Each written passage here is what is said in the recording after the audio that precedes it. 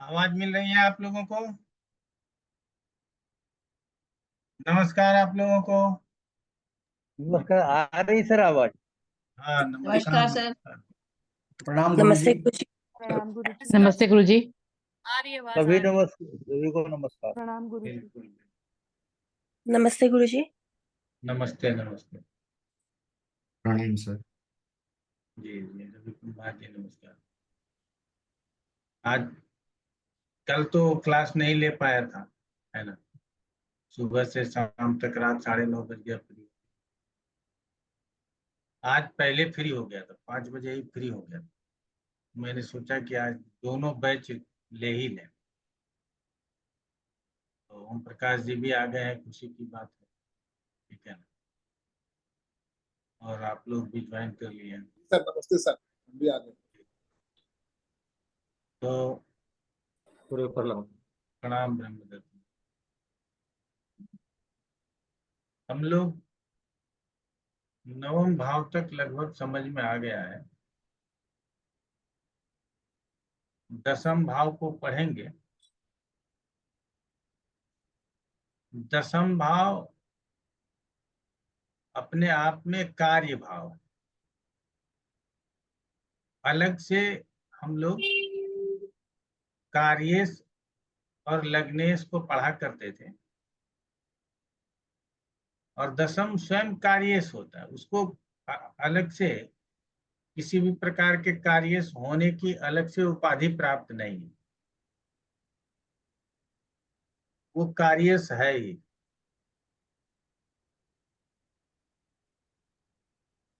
तो हमारे मन में दो विचार आता है कि लग्नेश और कार्येश के साथ साथ 10म स्थान का उतना ही महत्व अलग से ही दे दिया जाए। 10म स्थान तो हम लोग पढ़ेंगे कि किसी भी प्रश्न के उत्तर के लिए, मान लीजिए संतान वाला प्रश्न होता है, उसका उत्तर ढूंढते हैं तो लग्नेश पंचमेश ढूंढते हैं।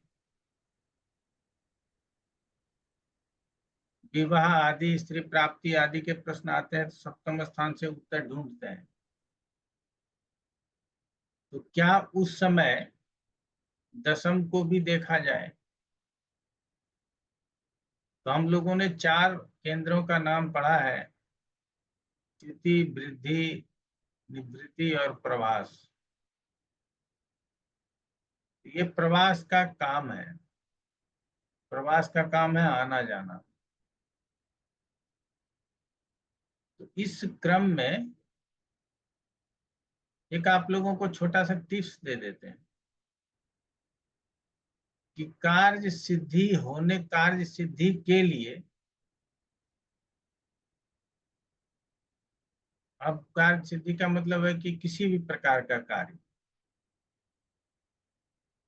उसके लिए दशम को देखना चाहिए और दशम स्थान का प्रभाव हम लोगों को समझना चाहिए।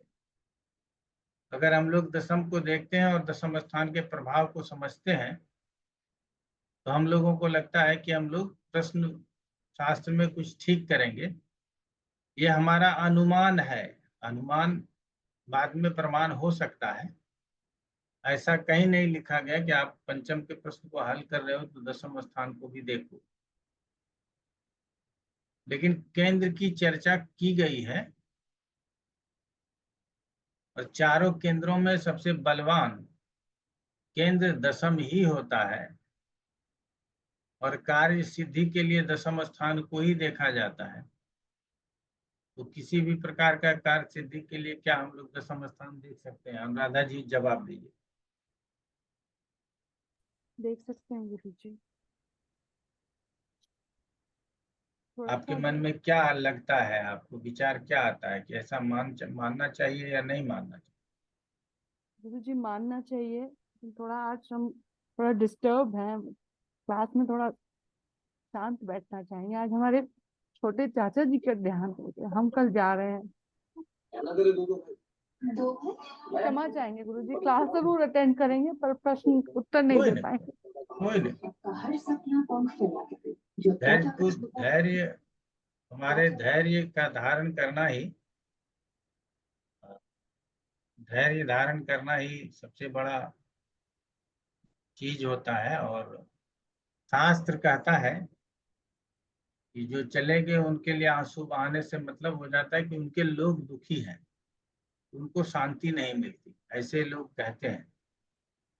इसीलिए धैर्य धारण कीजिए और आंसू ना आने पाए इस बात का ख्याल रखें। मन में तकलीफ तो होती ही है और प्रार्थना करें कि उनकी आत्मा को शांति मिले, इससे ज्यादा और कुछ नहीं। ओम प्रकाश कुमार जी, आपका क्या कहना है? बिल्कुल सर, नमस्कार।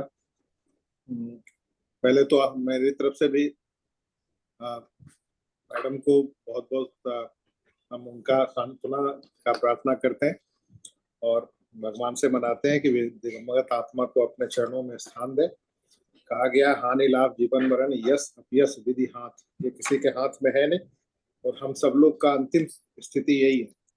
तो यही करके भगवान से उनको धीरज दे, ऐसा हम उनसे मनाते हैं। बहुत सारी संवेदनाएं सर। इसमें प्रश्न की जहां तक बात है, इसमें दशम भाव को हम जरूर कार्य सिद्धि के लिए कर सकते हैं, क्योंकि हमने अभी तक यही देखा है, पहले भी पढ़ा है और इसमें भी देखा है कि अगर केंद्र में कोई भाव, जब केंद्र किसी का अच्छी स्थिति में रहता है, चाहे प्रश्न कुछ भी रहे, अगर केंद्र अच्छी स्थिति में रहता है तो प्रश्न का जवाब हमेशा बहुत हद तक अच्छे स्थिति में हम पॉजिटिव देते हैं। और इसके विपरीत अगर स्थिति कितनी भी अच्छी रहे, अगर पंचम का प्रश्न है, लग्नेश पंचमेश का अच्छा संबंध बन रहा है, चंद्रमा का भी अच्छा संबंध रहा है, लेकिन अगर केंद्र के चारों भाव में परेशानी है, वो फ्लेक्शन में है, तो उस केस में हमारी स्थिति खराब हो जाती है और वो प्रश्न का जवाब नेगेटिव आ जाता है। हमने नॉर्मल सामान्य ज्योतिष में भी देखा है कि अगर केंद्र का स्थान में कोई भी ग्रह चला जाए, चाहे शनि जैसे ग्रह भी अगर केंद्र में चले जाते हैं, तो कुछ हद तक अपनी चीजों को बरकरार रखने में सक्षम हो जाते हैं। इन्हीं सब के बेसिस पे हम कह सकते हैं सबसे पावरफुल केंद्र जो है वो दशम स्थान है। तो अगर दशम स्थान अच्छे पोजीशन में है, तो जिस कार्य की बात की जा रही है उसमें संभावना है, उसमें जो है हमें सफलता मिलने की संभावना है। ये अलग बात है कि बाकी चीजों पर भी ध्यान लगाना पड़ेगा। तो ये द केवल एक रीजन नहीं हो सकता, लेकिन एक ये भी रीजन हो सकता है, ऐसा मेरा मानना है।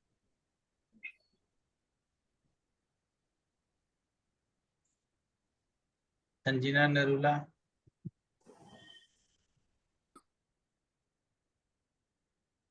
जी गुरुजी, आपका कहना सही है। हाँ जी, ये उत्तर बलि केंद्र है तो इसका महत्व बहुत ज्यादा होगा हमारी कुंडली में, क्योंकि यहाँ पे बैठे ग्रह भी और सब अपनी इंपॉर्टेंस दिखाते हैं दशम भाव में, और इस भाव के कारक भी काफी 3-4 ग्रह बन जाते हैं, तो इसको हम इम्पोर्टेंस देंगे।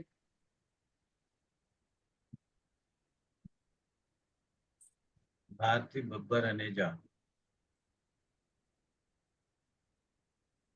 गुरुजी, आपने जैसे शुरू में ही हम लोगों को बताया था कि चारों केंद्र, जब आपने प्रश्न कुंडली शुरू करी थी उसी समय आपने चंद्रमा की इम्पोर्टेंस और चारों केंद्रों की इम्पोर्टेंस बताई थी हमें।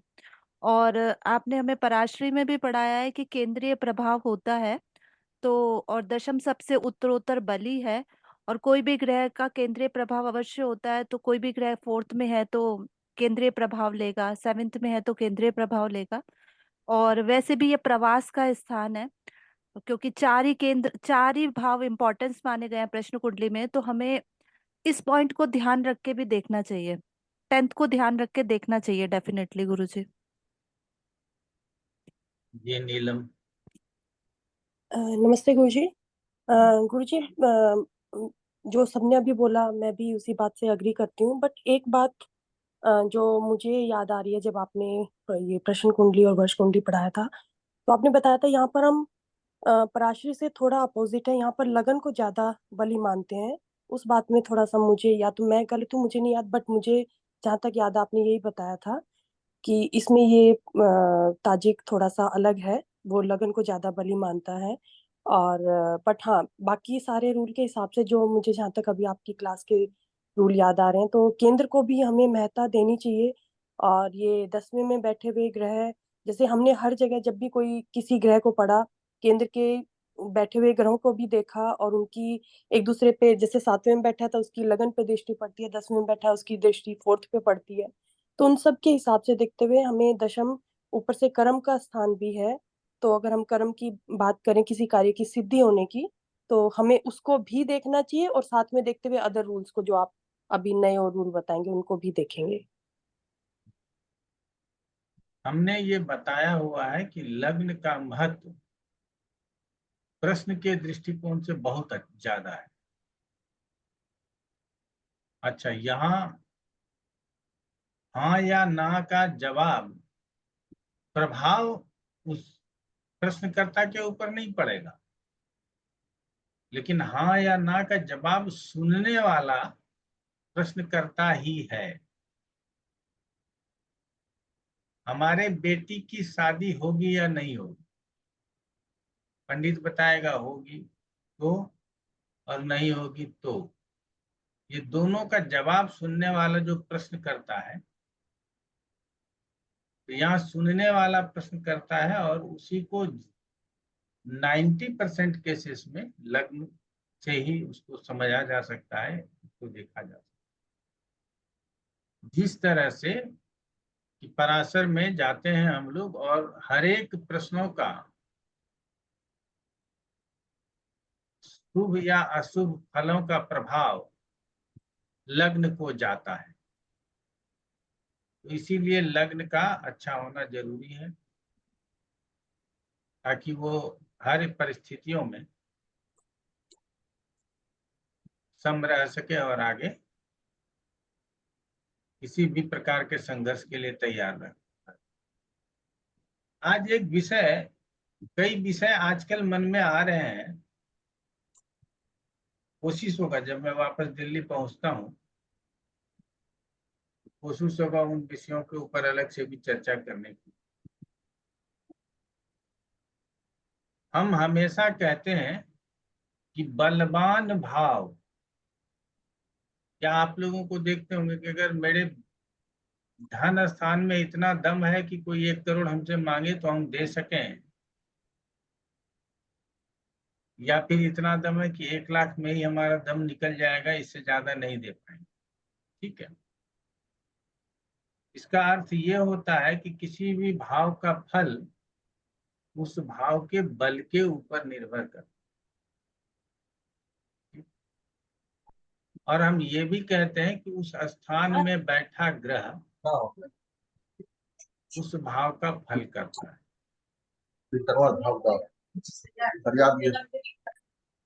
ये आप लोग जानते हैं, भाव जितना बलवान होगा और वहां पर बैठा ग्रह उसका फल करेगा।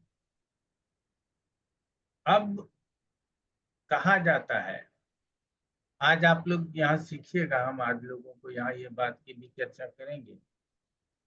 उसके पहले आप लोगों से का एग्री होना जरूरी है। यदि हम दशम की चर्चा करें, पंचम की चर्चा करें, सप्तम की चर्चा करें और दसवें यदि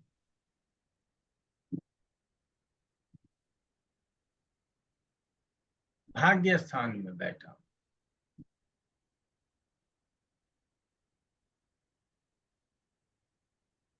तो दसवें किसका फल करेगा? भाग्य स्थान का फल करेगा। ये क्लियर है आप लोग? दसवें चतुर्थ में बैठा है तो वो किसका फल करेगा? चतुर्थ का फल।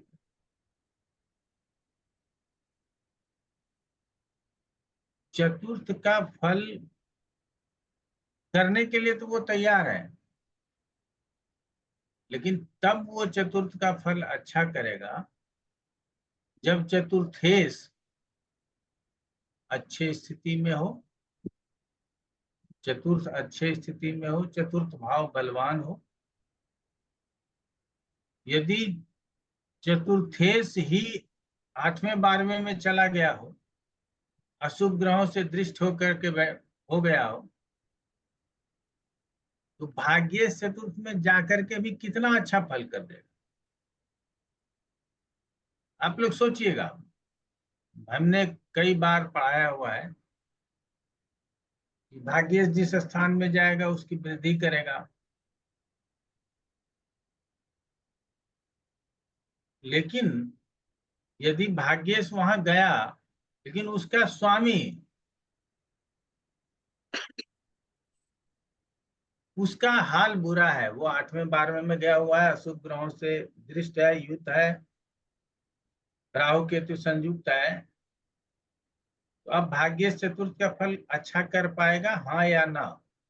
संजीना नरूला? नहीं कर पाएगा गुरुजी। इससे आप लोग एग्री करते हैं? जी। इसका उपयोग आपको दोनों जगह बाद में करने के लिए हम सिखा देंगे, आप चिंता मत कीजिए। सबसे पहले यही है कि आप इसको एग्री करते हैं कि नहीं करते। कई जगहों पर व्याख्याकारों ने या टीकाकारों ने या शास्त्रकारों ने लिखा है राहु राहु अधिष्ठित राशि का स्वामी, राहु अधिष्ठित राशि का स्वामी। अब क्या हो गया कि राहु तीसरे स्थान में बैठा है और तीसरे स्थान में कौन है? बुध है। का स्वामी कौन है? बुध है। और बुध यदि 8वें में है, बुध यदि 12वें में, तो तीसरे स्थान का फल ही खराब है। अब वहां बैठ करके राहु स्वयं फल खराब तो करेगा ही करेगा, और साथ में बुध भी जिस घर में बैठा उसका फल भी अच्छा नहीं कर पाएगा।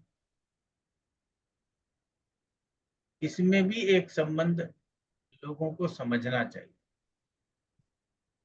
क्योंकि उसके वो भी कमजोर हो गया है।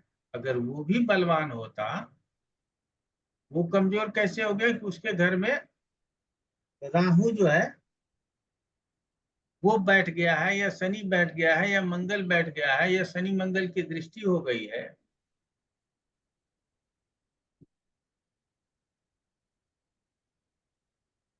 तो इसका मतलब है कि उसका वो भाव कमजोर, और स्वामी यदि अच्छे जगह पे नहीं है तो वो स्वामी कमजोर। उस भाव का स्वामी भी यदि दशम में बैठा हो, भाग्य स्थान में बैठा हो, तो वो हमारे भाग्य या दशम को चमका नहीं सकता। अच्छा, इस बात को समझने का सामर्थ्य भी होना चाहिए। ठीक है, अभी तो आप लोगों को लग रहा होगा कि बहुत साधारण सी बात बोल रहे हैं, लेकिन नहीं, जो बात बोल रहे हैं ना, ये आपको ज्योतिष, ये सब बात जो है ना, आपको ज्योतिष बनाएगा। नहीं तो हम तो बोलते रहेंगे कि ये गुरु की दशा है, बहुत अच्छी होगी। आज ही मैंने दोपहर में 2 पत्रिका देखा, शट डाउन कर लिया, पत्रिका ऑन नहीं कर पाऊंगा, कि चतुर्थेश गुरु, क्षमा चाहेंगे, षष्ठेश गुरु पंचम स्थान में बैठा, कर्क लगन की पत्रिका, और जातक अपने जीवन में इतना परेशान, नहीं, पंचम में नहीं, एकादश में बैठा,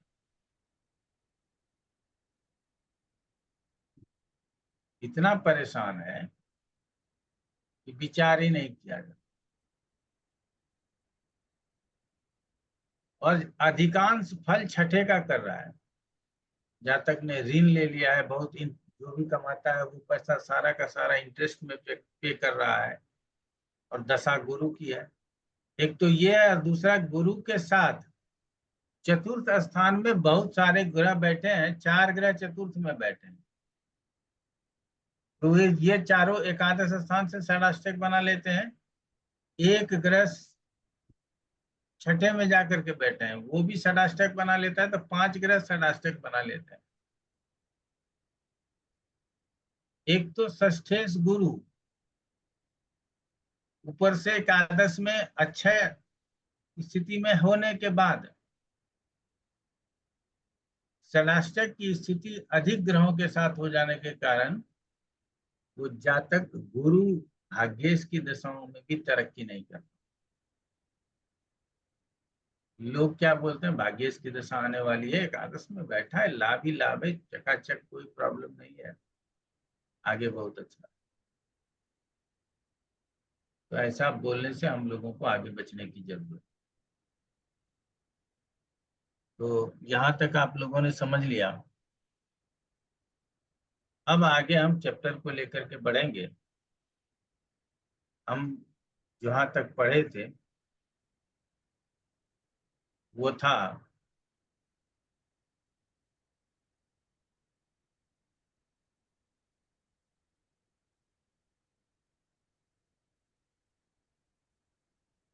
कि किस नगर में, इस नगर में जाने से मुझे लाभ होगा या नुकसान होगा।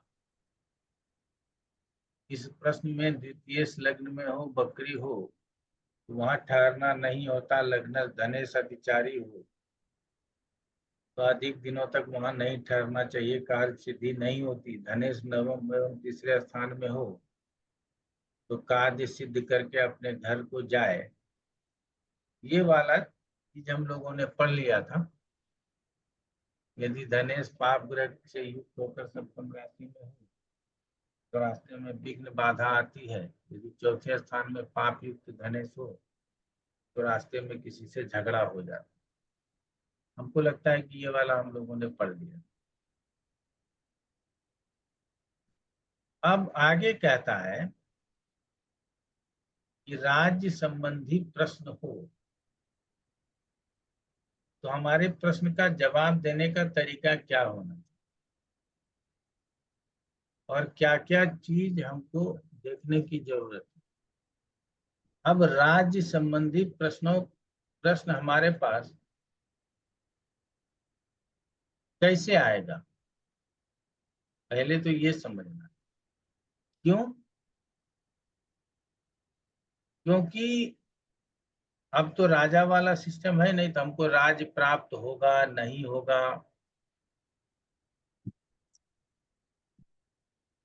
तो इसको 2 दृष्टि से देखा जा सकता है।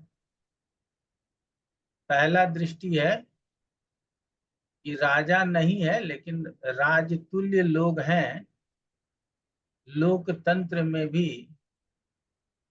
जो हमारे प्रतिनिधि हैं वो राजतुल्य ही हैं, राजा ही हैं।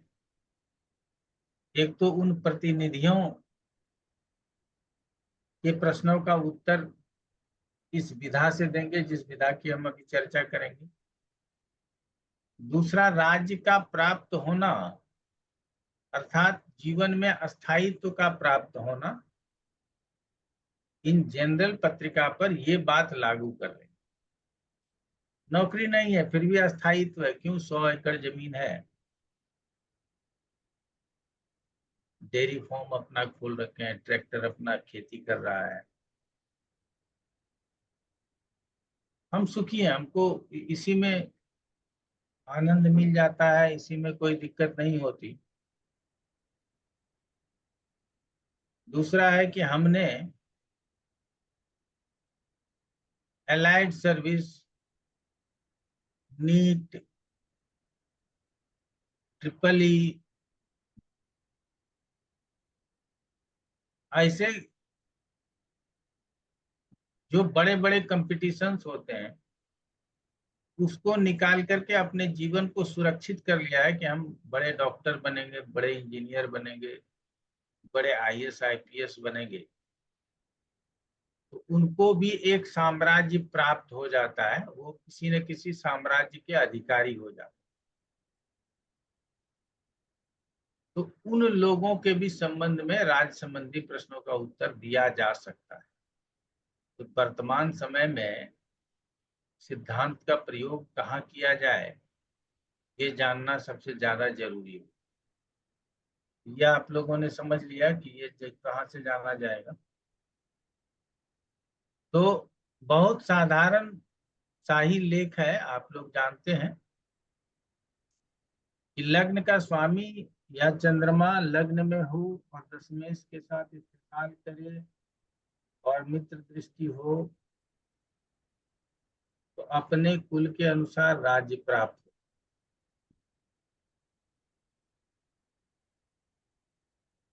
कुल के अनुसार बहुत बड़े कुल में है तो बड़ा राज्य मिलेगा, छोटे कुल में है तो छोटा राज्य मिलेगा।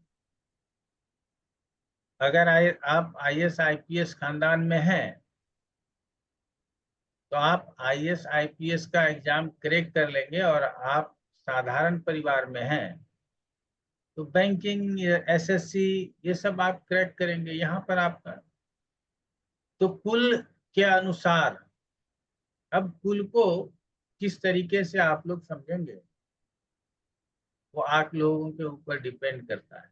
बड़ा कुल होना, छोटा कुल होना,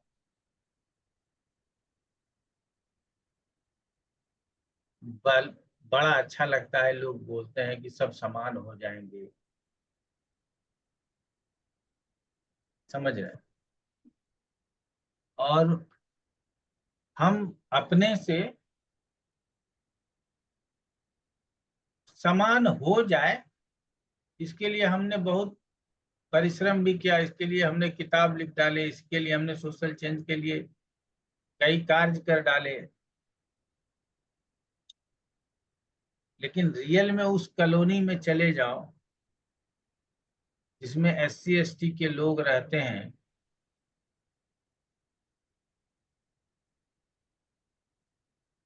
तो आपके मन से वो समानता का भाव निकल जाता है और आप समझते हो कि ये इस माहौल में कैसे जी रहा है, और आपको उससे घृणा होती है कि वो आपके करीब ना आ जाए, आपको टच न कर ले।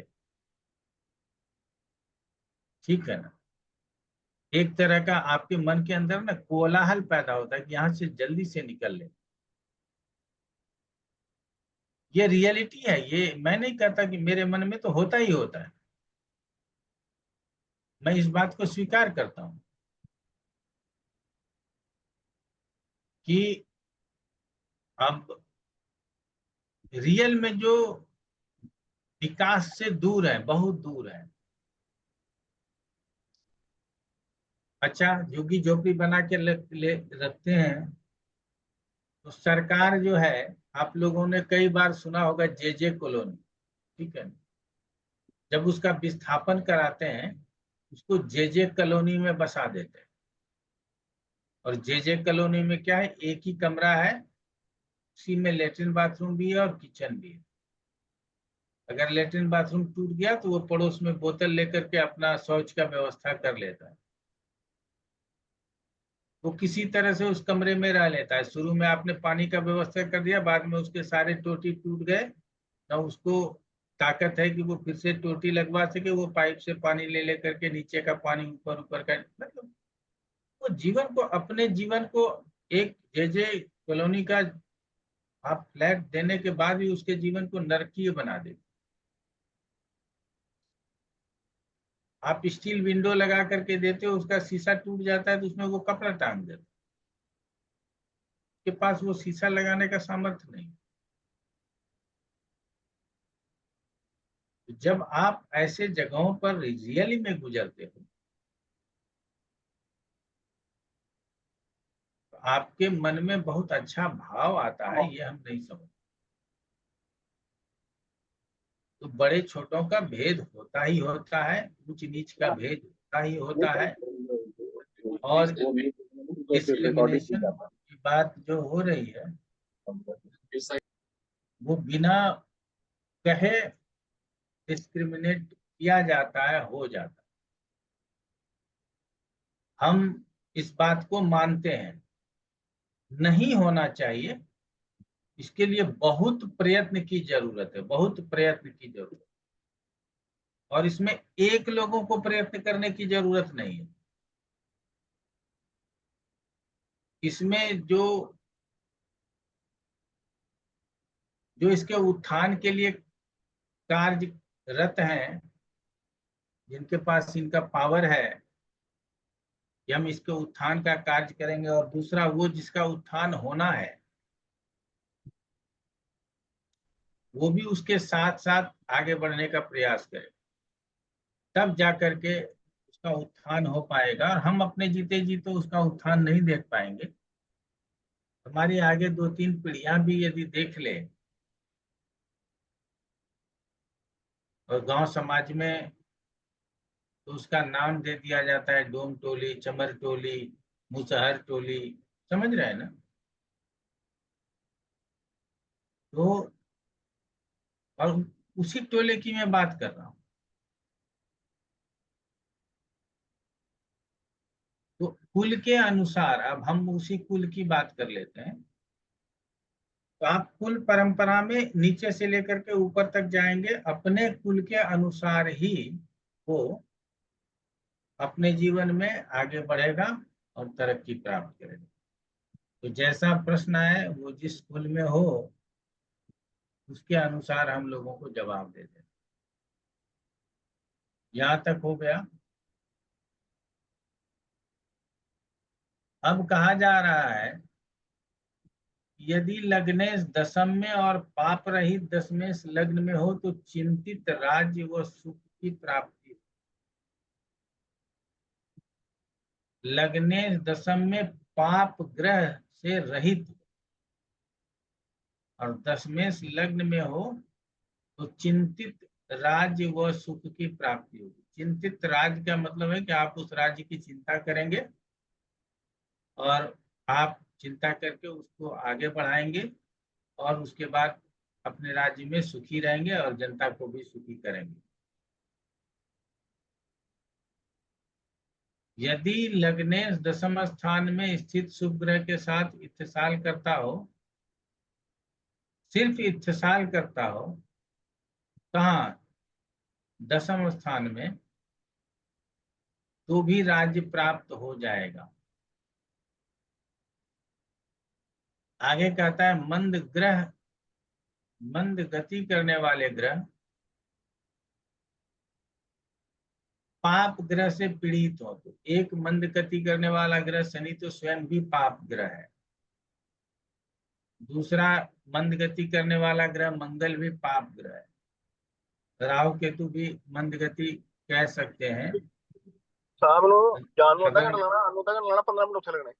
अगर माना जाए तो आप लोगों में से कोई अनम्यूट रहते हैं और हमको पता नहीं चलता है।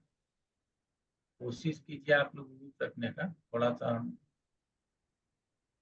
प्रयास कर रहे हैं आप लोगों को कुछ सॉरी समझाने सर, का। मैं डिस्कनेक्ट हो गया था, मैं अनम्यूट रह गया था उस कारण।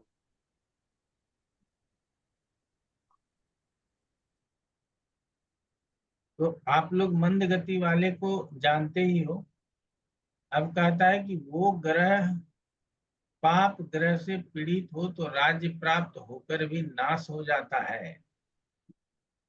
तो इसमें स्पष्ट आप लोगों को ये समझ लेना चाहिए कि गुरु के ऊपर यदि पाप ग्रह का प्रभाव हो जाए, सीधा सीधा मंद गति ग्रह को भूल जाइए, पाप ग्रह से पीड़ित हो जाए तो राज्य प्राप्त होकर भी का नाश हो जाता है। अर्थात आपको सरकारी नौकरी मिली, आप अच्छे पद पे ज्वाइन किए और उसके बाद फिर आपने वो नौकरी छोड़ दिया, त्याग दिए, या आपका किसी तरह से डिसमिसल हो गया, कोई ना कोई कारण बना कि आप उसको कंटिन्यू नहीं कर,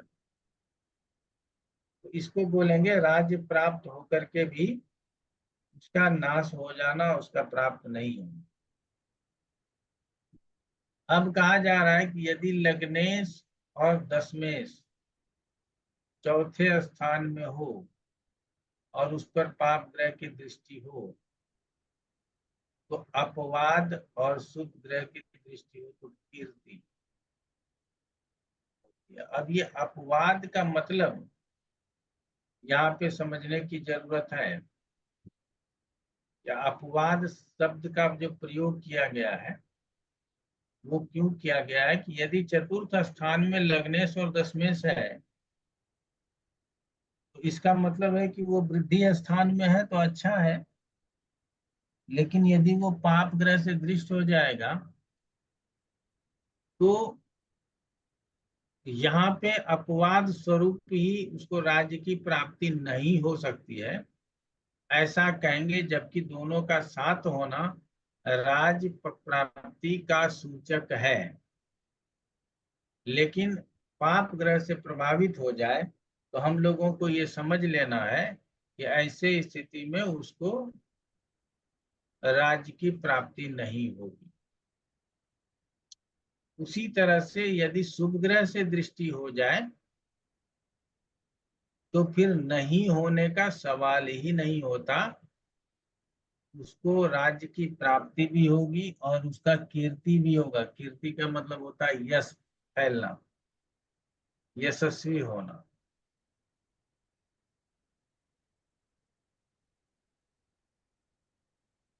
कहता है यदि मंद गति वाले ग्रह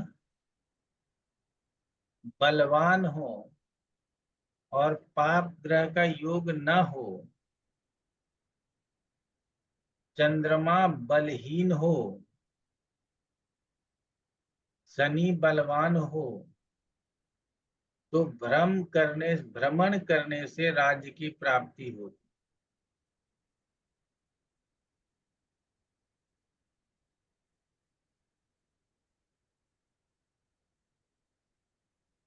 एक संदर्भ में यहाँ अपने जीवन में किसी के की सफलता हेतु भी यदि प्रश्न आता है कि गुरुजी बताइए कि हम अपने जीवन में सफल हो पाएंगे कि नहीं, यहाँ से वहां से वहां घूमते रहते, तो ऐसे स्थिति में जो मंद गति ग्रह हो वो पाप ग्रह से रहित हो, पापी ग्रह उसको ना देखे, शनि कमजोर हो और चंद्रमा भी बलहीन हो, तो ऐसे में क्या हो जाएगा, जातक यहाँ वहां भटकता रहेगा और भटकते भटकते कभी ना कभी वो राज्य की प्राप्ति कर लेगा, अर्थात उसके जीवन में सफलता को वो प्राप्त करेगा, इसकी संभावना हो सकती है, ऐसा कहा जाता है।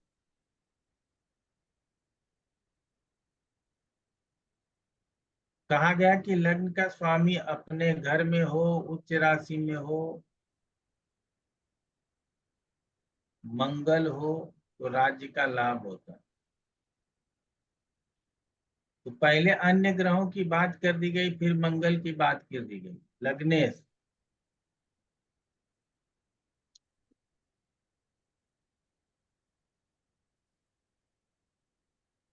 अपने घर में हो, अगर लग्न में ही हो जाए, अपने घर को देख रहा हो, कहीं बैठ करके देख ले। मंगल लग्नेश है, दशम स्थान में उच्च का हो जाए तो राज्य का लाभ हो जाएगा। ये सब आप लोगों ने पहले भी पढ़ा हुआ है। यदि लग्नेश और दशमेश इत्तिसाल योग करते हुए केंद्रस्थ चंद्रमा से कंबूल योग बनाते हैं तो ये बड़ा तगड़ा वाला जो है राजयोग हो गया। राज्य प्राप्ति के लिए प्रश्न लगने, यदि लग्नेश दशमेश के साथ इत्तिसाल करे और केंद्रस्थ चंद्रमा दोनों के साथ या किसी एक ग्रह के साथ लग्नेश या दशमेश के साथ इत्तिसाल कर ले तो कंबूल योग का निर्माण हो जाएगा और ऐसे में जातक को राज्य की प्राप्ति होगी। आगे कहता है कि यदि लग्नेश और दशमेश अपनी राशि में हो और इत्तिसाल योग करते हुए केंद्रगत चंद्रमा से कंबूल योग करे, ये भी उत्तम राज्य की प्राप्ति के ओर संकेत है, क्योंकि यहाँ लग्नेश और दशमेश अपने राशि में होने का संकेत पहले दिया गया, चंद्रमा को भी केंद्र में रखा गया और दोनों के साथ कंबूल योग का निर्माण बताया गया, तो ऐसे स्थिति में राज्य की प्राप्ति होगी। तो साधारण शब्दों में राज्य की प्राप्ति, साधारण शब्दों में जीवन में सफलता, पॉलिटिक्स के क्षेत्र में सत्ता का प्राप्त होना, ऐसे प्रश्नों का उत्तर लग्न और दशम के संबंधों से दिया जा सकता है। अभी तक जो आप लोगों ने पढ़ा है उससे ज्यादा कुछ बाहर मैंने बताया नहीं है, उसी को शब्दों में बांध करके बताया है। आप लोगों को ये सब बातें बिना कहे याद है। ओम प्रकाश कुमार जी, आपने बहुत पहले हाथ उठाया, मैं चूंकि अपने विषय पर शुरू हो गया था इसीलिए आपका प्रश्न नहीं लिया, अब आप प्रश्न कर सकते। जी सर, दो प्रश्न है। एक तो जो भी लास्ट में आपने पढ़ाया दशम भाव के बारे में उसके प्रति है, और एक शुरू में जो आपने कहा था उसमें। तो सबसे पहले जो लास्ट में जिससे हम कनेक्टेड हैं वही वाला प्रश्न है। जैसा आपने बताया, सारांश इसका ये निकला कि जैसा कि हम बाकी प्रश्नों में भी देखें कि लग्नेश के साथ अगर उस भाव का अच्छा संबंध बनता हो और चंद्रमा भी उसके अंदर दाखिल हो जाए, उनके साथ भी अच्छा संबंध बनता हो, तो ये चीज बन जाता है। अभी हमने देखा कि लगन में लग्नेश चंद्रमा का इत्साल दशमेश से बन रहा हो और अगर मित्र के दृष्टि के हिसाब से बन रहा हो तो ये बहुत अच्छा बताया गया इसमें होता है। अगर हम इसको उलट दें गुरुजी, अगर दशम भाव में दशमेश और चंद्रमा हो और लग्नेश का ऐसा ही उसी तरह का अगर इत्साल बन रहा हो, तो भी क्या इसको हम सफल माने? और वो माने कि पहला केवल मान सकते हैं, कोई दिक्कत। जी सर, तो ये एक था। और इसी से दूसरा इसी में लगा हुआ था कि जहां जहां इत्साल की बात की गई है, क्या हम जन्म कुंडली में इत्साल की जगह उसका सिंपल जो है वो कंजंक्शन को लेकर इस तरह के संबंधों के हिसाब से भी इसको हम समझ सकते हैं? जन्म कुंडली में नहीं बल्कि प्रश्न कुंडली में भी जी आप इत्तिसाल के अलावा 4 प्रकार के जो हम संबंध पढ़ाते हैं उस 4 प्रकार के संबंधों को भी ले सकते हैं। अन्यथा शुभ ग्रहों केंद्र में स्थिति और शुभ ग्रहों के प्रभाव से भी कार्य की सिद्धि होगी, इस बात का भी ध्यान रखा जा सकता। जी सर, दो क्लियर हो गया। अब हमारा जो पहले वाला पार्ट में आपने कहा था उससे प्रश्न था, उसमें जैसा आपने बताया जो उदाहरण के हिसाब से बताया कि नवमेश जो है वो चतुर्थ भाव में बैठे हुए हैं और चतुर्थ भाव के स्वामी है जिसको डिस्पोजिटर ऑफ फोर्थ हाउस कहते हैं, ये अगर सही जगह पे नहीं बैठा हुआ है तो एक कारण हो सकता है गुरुजी। इसके अलावा अगर अन्य दुष्प्रभाव चतुर्थ भाव पे पड़ा हुआ है, अगर डिस्पोजिटर अच्छे भाव में लेकिन चतुर्थ भाव के ऊपर उसके कारक के ऊपर बुरा प्रभाव है, तब भी क्या इसी तरह से समझना चाहिए? क्योंकि ओवरऑल चतुर्थ भाव कमजोर हो गया इस हिसाब से। ये चीज आपको निर्णय लेना है। पहला भाव भावेश कारक, और पूरे भाव बल को समझना है। बात को समझिएगा, यहाँ मैंने एक संकेत दिया, इस प्रकार के श्लोक भी लिखे गए हैं, अभी आपको पढ़ के सुनाएंगे भी। लेकिन हम लोगों को, चाहे वो पराशरी हो या ताजिक हो, दोनों जगहों पर सबके भाव से ज्यादा बलवान भावेश, उससे ज्यादा बलवान कारक, स्थिर कारक, फिक्स सिग्निफिकेटर, और सबसे ज्यादा बलवान दाताग्रह। तो यहाँ पे ये कहा जाता है कि अगर उसका स्वामी ही यदि खराब भाव में चला जाए तो भी वो जो ग्रह है ना, वो बहुत अच्छा रिजल्ट नहीं दे। तो प्रश्न लग्न में इस बात का के ऊपर ज्यादा जोर दिया गया, लेकिन अन्यथा अन्य जगहों पर भी हम इसको पूरे पूरे दृष्टि से देखेंगे। ठीक है, कि भाव भावेश कारक और दाताग्रह सबको लेकर के ही चलेंगे। लेकिन हमको यदि प्रथम दृष्टिया इस भाव में भाग्येश या कोई भी भावेश गया हो, उस भाव का स्वामी यदि दुख स्थान में हो और पाप प्रभाव में हो, तो उस भाव के परिणाम को बहुत अच्छा नहीं कहा जा सकता है। इस बात को ध्यान रख करके ही चलने की जरूरत। क्लियर हुआ? ओम प्रकाश जी, क्लियर हुआ? क्लियर है। लास्ट पार्ट इसका यही है कि जो आपने राहु वाला बताया था, उसके अंदर हम क्या ये मान सकते हैं कि अगर जुपिटर के दोनों राशियों में अगर उसमें कोई मंगल और इस तरह के ग्रह बैठे हुए हैं, तो जुपिटर अपना काम करने में प्रभावी नहीं होंगे दृष्टि के अलावा बाकी चीजों में, ऐसा भी हम समझ सकते हैं? हाँ, दृष्टि के अलावा बाकी चीजों में थोड़े कमजोर होंगे, ये तो कहा ही जाए। जी सर, मेरे प्रश्न खत्म हो। Thank you sir. जी प्रवीण कुमार जी, आपका क्या प्रश्न है? गुरु जी प्रणाम। गुरु जी, एक प्रश्न का उत्तर तो मिल गया अभी, जैसे ओम प्रकाश जी ने कहा उसमें, क्योंकि जितना मैं ये समझ पा रहा था कि अगर हमारा डिस्पोज किसी भाव में शनि बैठा हुआ है, सपोज पाप ग्रह बैठा हुआ है, तो उस भाव का भावेश खराब हो जाएगा। लेकिन सपोज गुरु के उसमें राशि में बैठा हुआ है, लेकिन गुरु को एज ए दाता ग्रह लेंगे हम, तो दाता ग्रह कैसे ट्रीट करेंगे? तो भावेश भाव तो खराब हो गया क्योंकि बैठा हुआ है। तो एज ए दाता ग्रह भी उसको दूसरी राशि में देखेंगे हम, दूसरी राशि में अगर शुभ ग्रह बैठा, शुक्र बैठा है, तो उसको कंपनसेट कर देगा उसको। दाताग्रह को देखने के लिए तो कई बार बता चुके हैं, केंद्र त्रिकोण लाभ और हानि होगी तो ग्रह के साथ। नहीं, वो तो ठीक है, अगर इस पॉइंट ऑफ व्यू से चले कि हाँ उसके घर में शनि बैठा है, जी हाँ। तो वो दूसरा। मुझे दूसरा क्वेश्चन ये है हाँ बोलिए। जी, आप कह रहे थे गुरु जी कुछ, सॉरी। ना ना, बोलिए ना, कोई बात। मैं कहना चाहता जैसे उसका लगन का और दसम का संबंध चतुर्थ में बन रहा है और अशुभ ग्रह की दृष्टि है, तो उसको हमने कहा कि जो है काम नहीं होगा उसका। तो अगर केंद्र में कहीं भी बन रहा हो और अशुभ ग्रह की दृष्टि आ जाए, दशम में भी आ जाए, तब भी उसको हम थोड़ा इस लाइन पे मान के चलेंगे कि कुछ रुकावट आ सकती है? मान के चलना चाहिए। ठीक है। ठीक है, थैंक यू। अनेजा।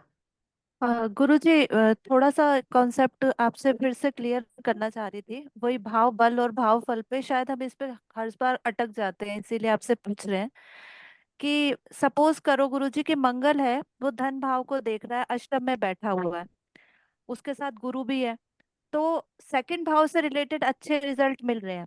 लेकिन अगर क्योंकि उस जो सेकंड हाउस है वहां पे वो उसका भाव भी मतलब म, भाव भावेश और कारक अच्छी स्थिति में है, तो सपोज करो उससे रिजल्ट मिल रहे हैं, यानी कि जो दृष्टि जा रही है। लेकिन सब 11th भाव से रिजल्ट भी अच्छे मिल रहे हैं क्योंकि मंगल की चौथी दृष्टि भी जा रही है, चलो लाभ भी फिर भी मिल रहा है। लेकिन गुरु जी, मैंने एक चीज नोट करी यहाँ पे कि लाभ है, धन है, ये सब चीजें अच्छी मिल रही हैं उस जातक को।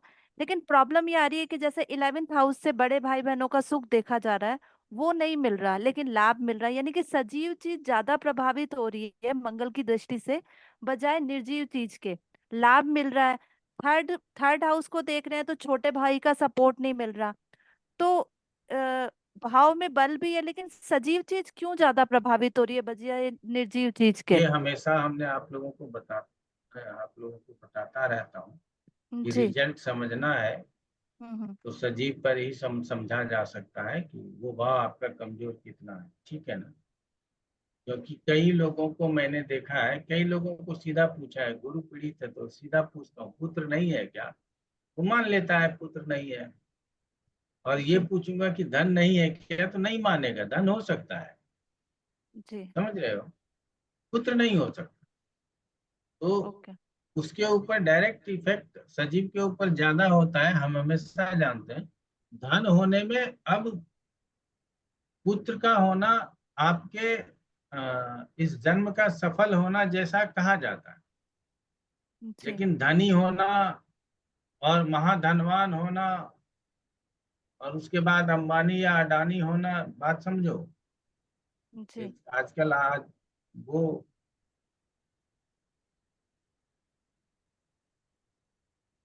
एक्स का मालिक जो है, जो भी हो, फेसबुक का मालिक जो है, ये सब जो धनवान है, इस तरह का धन होना, उसके भी दूसरे से ही और 11वें से देखना और सबके लिए दूसरा 11वां ही देखना है। जी। तो इसमें सब अलग अलग कैटेगरी में हो जाएंगे, लेकिन पुत्र नहीं है तो सब एक ही कैटेगरी में है कि हमको भी नहीं है, आपको भी नहीं, उसको भी नहीं, उसको भी। जी गुरुजी।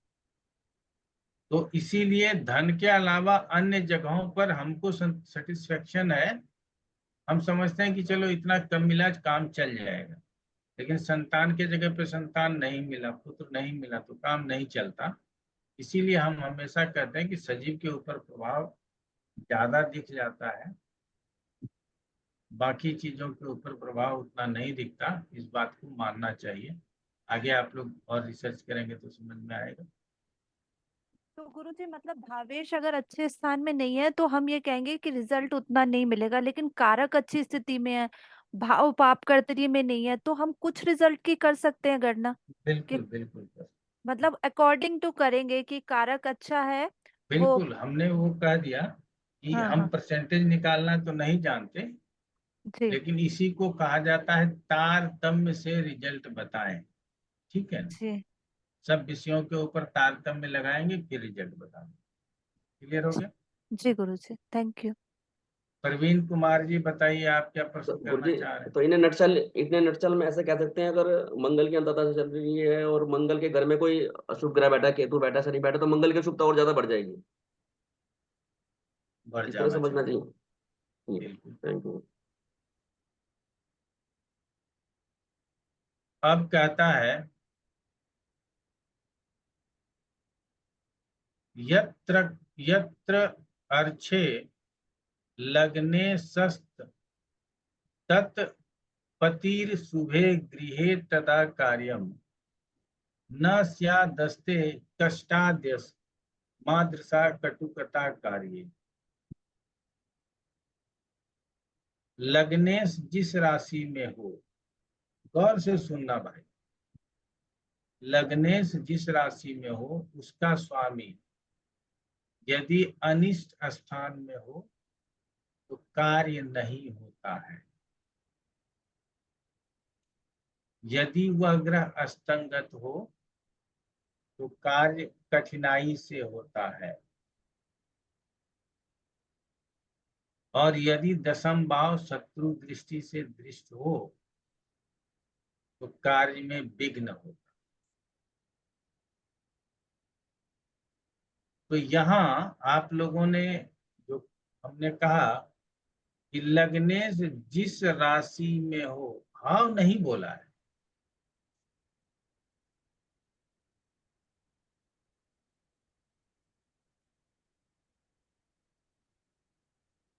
तो भाव नहीं बोलने से क्या मतलब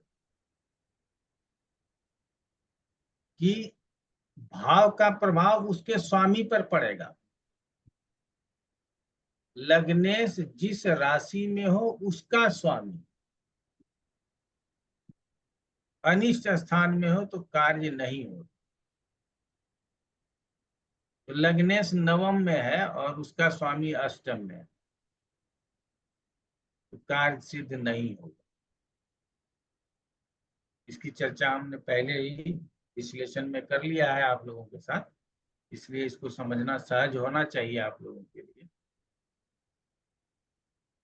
यदि ग्रह की स्थिति अच्छी हो, ये नहीं कहा जा रहा है कि अनिष्ट स्थान में हो, इत्तेसाल न हो। अगर ग्रह लग्नेश दशमेश की स्थिति अच्छी हो, इसमें से लग्नेश या दशमेश अस्त हो जाता हो, तो कुछ कठिनाई होती है, लेकिन उसके बाद कार्य सिद्ध हो जाता है। और लग्नेश दशमेश का संबंध अच्छा हो, शुभ ग्रह का प्रभाव हो, लेकिन यदि दशम भाव शत्रु दृष्टि से युक्त हो तो शत्रु दृष्टि को छोड़ दीजिए, क्रूर दृष्टि के अंतर्गत आता हो, शनि सूर्य ऐसे ग्रहों की दृष्टि के अंतर्गत आता हो, तो यहाँ भी कार्य में विघ्न होता है और बड़ा मुश्किल से कार्य हमारा कंप्लीट हो।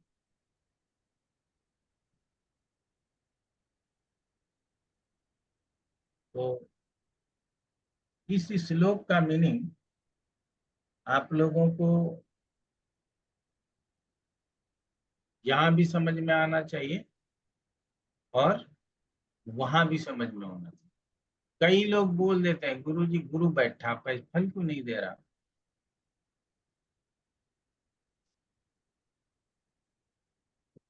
खजाना खाली कर करके किसी को राज्य दे दीजिएगा तो वो कहाँ से वेलफेयर का काम कर पाएगा, कहाँ से लोगों को, कोई अगर सरकारी ऐसा बन जाए कहाँ से लोगों को वेतन दे पाएगा, कहाँ से प्रशासन चला पाएगा।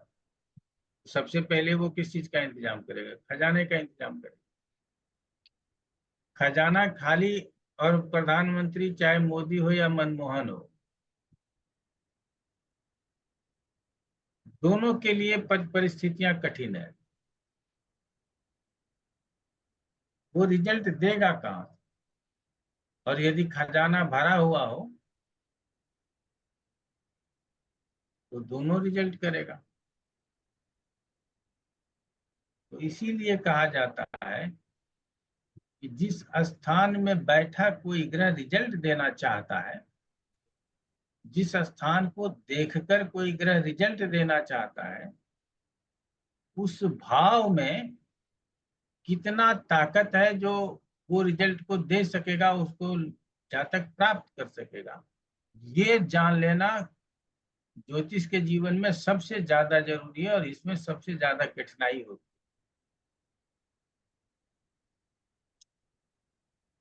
है। यहाँ तक आप लोगों ने समझ लिया, आगे और भी बढ़ेंगे जीवन में, कई बार समझने का मार्ग रास्ता मिलेगा और हम लोग समझेंगे।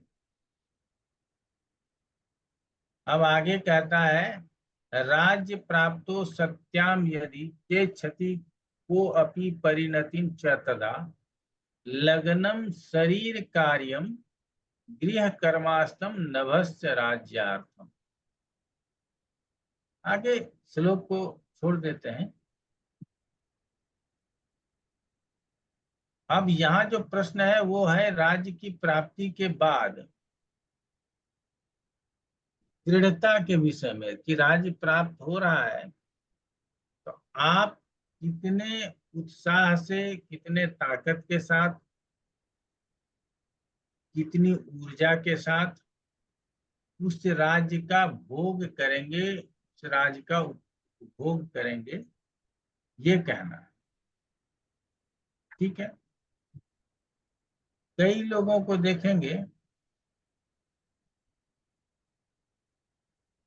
जीवन में उच्च पद को प्राप्त हो गए, लेकिन उनके पास किसी भी प्रकार का कोई अहम नहीं है, वैसी चेष्टाएं नहीं है जिससे कि उनको बहुत तकलीफ हो, और वैसी प्रकृति नहीं है जिससे कि वो बहुत हर्ष और बहुत प्रसन्न हो या बहुत दुखी हो। ये जो है संभव नहीं है। और क्यों नहीं है संभव, यह आप लोगों को समझने की जरूरत है। आगे इसी पर चर्चा करेंगे। तो राज्य संबंधी प्रश्न में लग्न से शरीर, सप्तम भाव से गृह कार्य। आप लोग इसको नोट कर लीजिए, एक 12 खाना बना लीजिए। हम बोर्ड के पास नहीं है, हम 12 खाना नहीं बना पाएंगे, आप लोग बनाइए। बहुत दिनों बाद ये चर्चा आई है तो इसको अच्छे तरीके से बनाइए। लग्न से शरीर, सप्तम भाव से गृह कार्य, दसम भाव से राज्य कार्य, चतुर्थ भाव से लाभ, मित्र कार्य तथा निवास की बात हो।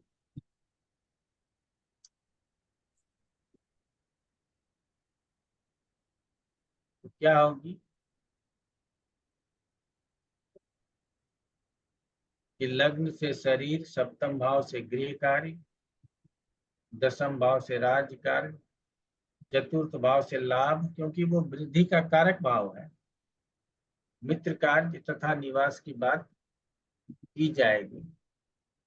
अब आगे भी इसके विषय में कहा जा रहा है कि धन भाव तथा 11वें भाव से धन की, तीसरे भाव से सेवक की, छठे भाव से शत्रु का विचार करना चाहिए। यदि इन स्थानों में शुभ ग्रह हो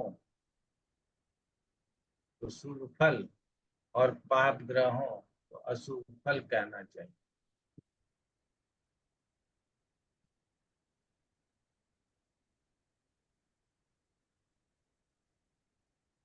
तो अगर हमको यही प्रश्न पराशर में आ जाएगा तो हम दसम को लग्न बना करके देखेंगे कि हम राज्य कार्य को किस प्रकार से चला सकेंगे। लेकिन चूंकि यहाँ प्रश्न राज्य से संबंधित है तो राज्य के अर्थ का बोध जो है वो लगन से ही हो जाता है। ठीक है, फिर भी कहा जा रहा है कि लग्न से शरीर,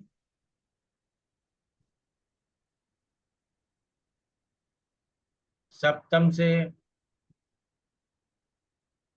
गृह कार्य और दसम से राज्य कार्य। अन्य कार्य जिन अन्य भावों से बताया गया है, आपको राज्य कार्य करने के संदर्भ में जिन जिन भावों के ऊपर शुभ ग्रहों का प्रभाव है उन भावों का रिजल्ट अच्छा मिलेगा, और जिन भावों के ऊपर शुभ ग्रह का प्रभाव नहीं है उन भावों का रिजल्ट अच्छा नहीं। साधारण शब्दों में इसको याद रखें। तीसरा पीड़ित हो गया तो हमारे पास सेवक की कमी हो जाएगी, हमारे अनुचर कम होंगे। अगर बड़े बड़े बाबा हैं तो उनको अनुयायी कम होगा। तो ऐसे स्थिति में हम ये कह सकते हैं 11वां कमजोर है तो लाभ की कमी हो जाएगी। राज कार्य तो चलता रहेगा लेकिन लाभ की कमी हमेशा महसूस करेंगे। ठीक है,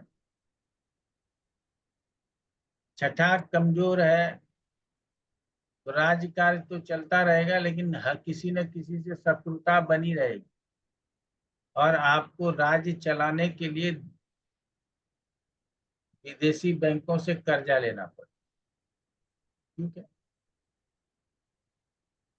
तो इस तरह से राज्य से संबंधित जीवन में सुख, हम सफलता पाकर के कितने सुखी हो सकते हैं और कितने सफल हो सकते हैं, इसके लिए लग्न सहित अन्य द्वादश भाव जिम्मेवार है। और जिस घरों में अशुभ प्रभाव होगा उस घरों से संबंधित परिणाम हमारे जीवन में कम आएंगे और जिस घरों में शुभ प्रभाव होगा उस घरों से परिणाम हमारे जीवन में अधिक आएगा। यहाँ उसी के संदर्भ में कहता है कि यदि बृहस्पति धनेश हो तो धर्म के कार्य में, सूर्य धनेश हो तो गुरु के पूजन में, शुक्र धनेश हो तो विलास के लिए धन का व्यय होता है। तो एक राजा धन का व्यय करे या हम एक साधारण सामर्थ्यवान लोग धन का व्यय करें, तो व्यय वो किस प्रकार का करता है? सभी लोगों के धन के व्यय करने का तरीका बिल्कुल डिफरेंट होता है, अलग अलग होता है। ये बात आप लोग मान करके चलिए। 5 आदमी है, आप 5 संबंधी हैं, 5 रिश्तेदार हों या 5 यार दोस्त हों, वो भी कॉमन कार्य नहीं करते, सब कुछ न कुछ डिफरेंट तरीके का कार्य करके अपने जीवन को चलाते हैं। और यहाँ कहा जा रहा है कि यदि आपके पास धन है तो धनेश कौन है ये जान लीजिए, ठीक है? उसके अनुसार आपका व्यय होगा, अर्थात धन का जो खर्च होगा आप उस अनुसार से करेंगे। अगर धनेश शुक्र है तो आप धार्मिक कार्यों में पैसा खर्च करेंगे, ये संभव नहीं। आप सांसारिक सुख भोगों में खर्च करें। तो गृहस्थ जीवन के लिए लोग इसको अलग अलग तरीके से पढ़ा लेते हैं, ठीक है? और प्रश्न लग्न में धनेश को बलवान देख करके ये भी बोल देते हैं कि अत्यधिक भोगी होंगे, जो जिसकी जरूरत नहीं है। लेकिन यदि ज्ञान है हमारे पास तो हम उसको अपने तरीके से परिभाषित कर सकते हैं। अब वह परिभाषा का अर्थ सही है या उसके अर्थ से अनर्थ की बात है, ये उस जातक के ऊपर डिपेंड करता है कि कौन इसको बोल रहा है, कौन किस तरह से बोल रहा है। तो कहा जाता है कि अगर गुरु होगा तो धर्म के कार्य में खर्च होगा, सूर्य होगा तो गुरु के पूजन में, मंदिर बनवाने में, कोई ऐसे धर्मशाला बनवाने में, गौशाला बनवाने में, बुद्ध होगा तो व्यापार में, कला के क्षेत्र में,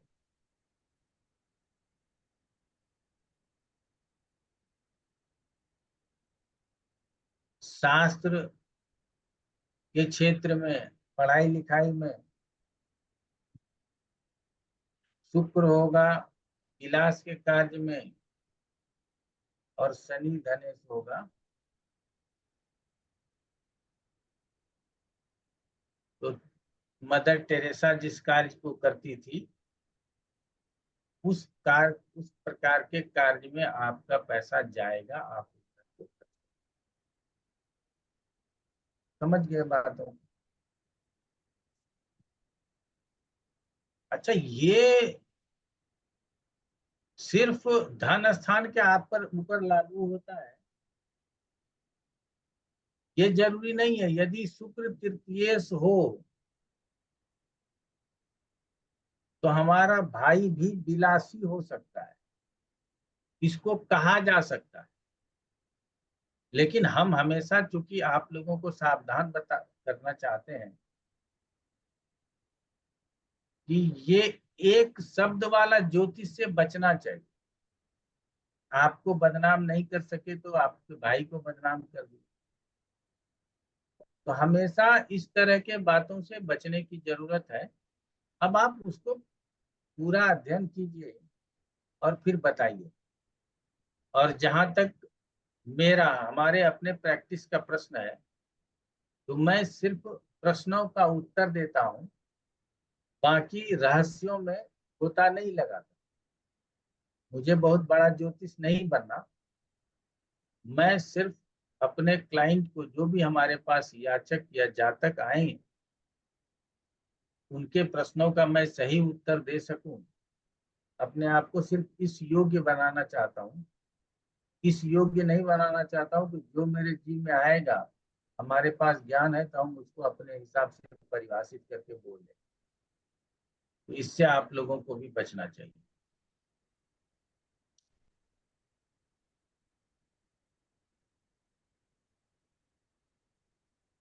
और उसी तरह से आगे जब चंद्रमा धनेश हो तो आप लोग कह सकते हैं कि कई प्रकार के कार्यों में धन व्यय होगा। आप व्यर्थ में भी दूसरे के ऊपर धन खर्च कर दें। शुक्र के बाद चंद्रमा भी विलास में खर्च कर सकता है, लेकिन इसको इतना सामर्थ्य और साहस नहीं है।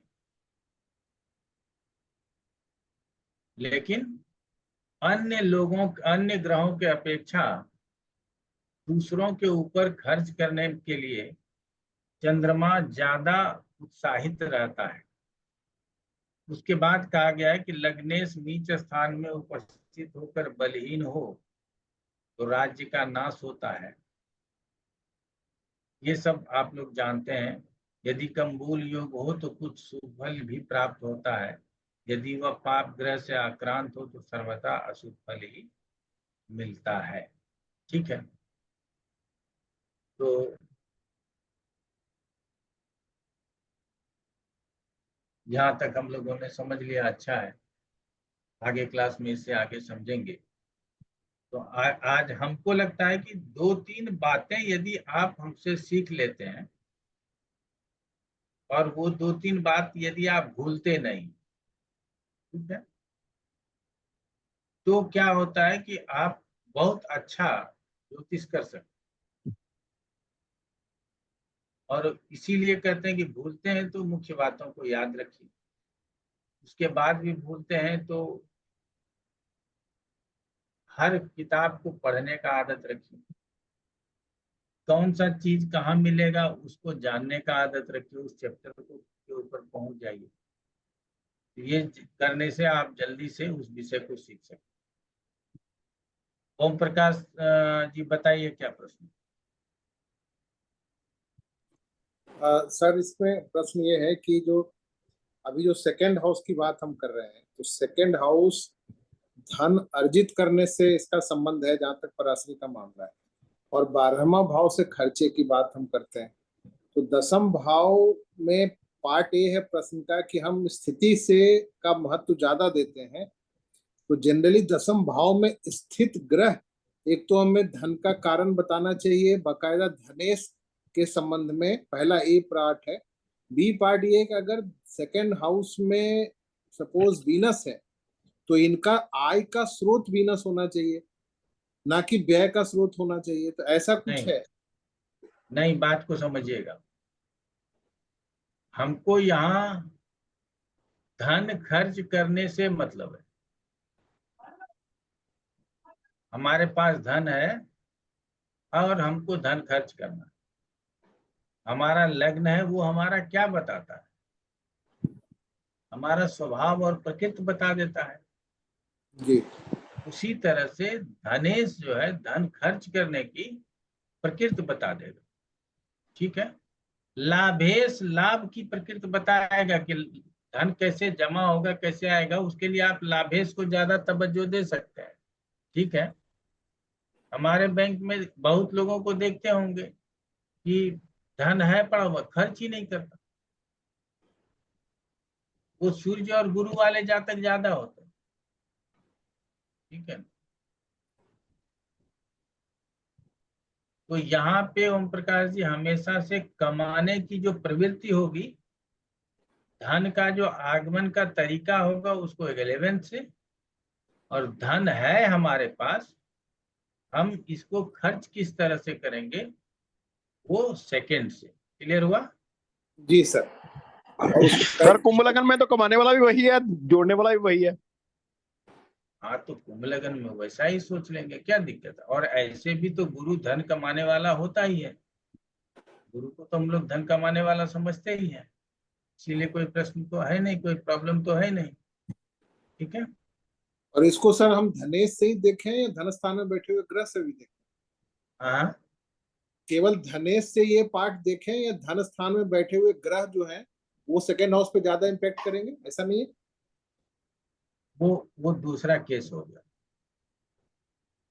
समझ गए, वो दूसरा केस हो गया। उसको फिर कभी, आज जिस तरह से कुछ बताए ना, बहुत कुछ बताने के बाद भी जो संशय होता है, अब जो ये सब बातें क्लियर होगा ना, तब आप सभी बातों को जो है सो ठीक से समझ सके। ठीक है ना। तो अब जी हम सर। लोग बहुत विषयों को समझने लगे हैं कि धन स्थान में का जो स्वामी है, अल्टीमेट रिजल्ट करने का अधिकारी या रिजल्ट करने का जो नेचर है वो उसी के अनुसार होगा। ठीक है। प्रभाव जो है वो वहां पे बैठा ग्रह दे सकता है। प्रभाव में क्या होगा कि बहुत धन दे देगा, बहुत खर्च कीजिए, कम धन देगा, नहीं कीजिए, रुकावट पैदा कर देगा, नहीं करिए, बहुत तरह का बात हो जाएगा। उसको हमारे व्यय की व्यवस्था में सपोर्ट या विरोध के लिए समझना है। वहां पे बैठे ग्रह, वहां देखने वाले ग्रह, पाप कर्तरी शुभ कर्तरी बनाने वाले ग्रहों का प्रभाव उसके उस नेचर के ऊपर जाके होगा। कुछ क्लियर हुआ होगा, आगे और हो जाएगा। ठीक है जी सर। जी। कुमार प्रवीण जी बताइए। गुरुजी प्रणाम। गुरुजी, जैसे हम किसी भी क्वेश्चन का आंसर दे रहे हैं, हम देख रहे हैं कि लग्नेश जहाँ बैठा है उसका स्वामी अस्त हो गया, तो हम स्ट्रेट फॉरवर्ड, मतलब एक नेगेटिविटी माइंड में आ जानी चाहिए या उसको सबसे लास्ट में देखेंगे? क्या बोले आप, फिर से बोले। सपोज किसी भी क्वेश्चन का आंसर दे रहे हैं हम, और जहाँ पर लग्नेश बैठा है उसका स्वामी अस्त हो जाता है, तो हमें स्ट्रेट जहाँ फॉरवर्ड जो पर है। लग्नेश बैठा है उसका स्वामी अस्त हो जाता है, तो आप जी ये आंसर पहले टाइप कर लीजिए कि कार्य सिद्धि में विलंब होगा ही होगा, कठिनाई से कार्य होगा। ये पहले टाइप कर लीजिए, बाद में और सब चीज अच्छा बुरा देखिए। ये यही पूछना चाह रहा था, मतलब ठीक है, ठीक है किसी ना। भी तरह का प्रश्न हो तो मान के चलेंगे। जी हाँ। तो थैंक यू। और कोई प्रश्न ओम प्रकाश जी? सर वही, यही जो अभी प्रवीण जी ने कहा, तो हम इसको एक बार फिर, जैसे कि लग्नेश अष्टम में चला गया, अभी तक तो हम ये जानते आए कि भाई उसमें उसके कारण लगन की स्थिति खराब हो गई। अब लग्नेश अष्टम में चला गया और अष्टमेश नवम भाव में बैठा हुआ है, तो ये दोनों में से कौन सी स्थिति ज्यादा खराब है सर? लग्नेश अष्टम में चला गया, ये ज्यादा खराब। है ना, अष्टमेश नवम में गया तो थोड़ा बेहतर हुआ है ऐसा कह सकते हैं, बट पहला वाला ज्यादा खराब स्थिति है। जी हाँ, पहला ज्यादा। ठीक है सर, ठीक है सर। अब आप लोग भी अपने तरीके से इसको ज्यादा बदल लीजिएगा। नंबर जी एक, सर। जब मैं बाहर हूँ, बाहर का मतलब अभी अपने स्टेशन में नहीं हूँ, तो आप लोग ज्यादा जागरूक रहें। ठीक है? और सब यदि अपना वीडियो बंद कर देंगे तो हम भी अपना वीडियो बंद करके पढ़ाएंगे फिर। ठीक है ना। तो इसीलिए आप लोग 2 4 5 लोग ऑन रखिए, ताकि हमारा हौसला बढ़ा रहे और हम आप लोगों को देख करके और समझ सकें कि आप लोगों को जो पढ़ाया वो आपने समझा कि नहीं। जब सारे वीडियो बंद हो जाते हैं ना, तो हमारा जो है ना, ये दिमाग काम करना बंद कर देता है। कि लोगों के एक्सप्रेशन से हमको ये समझ में आता है कि लोग हमारी बातों को समझ पा रहे हैं। और जब हम एक्सप्रेशन देखेंगे ही नहीं, तो हमारे समझ में क्या आएगा कि क्या पढ़ा रहे हैं लोग, क्या समझ रहे हैं और क्या नहीं समझ। ठीक है, चलिए अगले क्लास में फिर मिलते हैं। आज इतना ही। आज अगला क्लास भी है नए बैच वालों का। आप लोगों का बहुत बहुत धन्यवाद। नमस्कार। नमस्कार सर। नमस्कार प्रणाम गुरुजी। गुरुजी। प्रणाम सर।